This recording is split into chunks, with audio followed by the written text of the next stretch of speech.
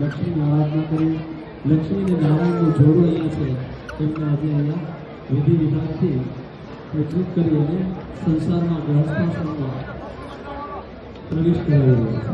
અને હવે પછીના સ્ટેપમાં છે કન્યાદાન થઈ જાય પછી ગોત્રીકે ભેગા અને 4 ફેરા હોય છે. 4 ફેરા ધર્મનો પવિત્ર, બીજો અર્થનો, ત્રીજો કામનો અને ચોથો મોક્ષ. 3 ફેરામાં વરરાજા આગળ છે. ધર્મની મર્યાદા છે, ધર્મની મર્યાદાથી અર્થ અને પૈસો, ધર્મની મર્યાદા અને સ્ત્રી છેલ્લે આગળ થાય છે કે તમે આવું જીવન જીવશો તો હું આગળ જઈને આ સંસારના બંધનથી મુક્ત થયા. 7 પ્રતિજ્ઞાઓ આપણે ફેરા ફરે કન્યા પાસે બોલાવીશું. પછી કંસાર હોય છે.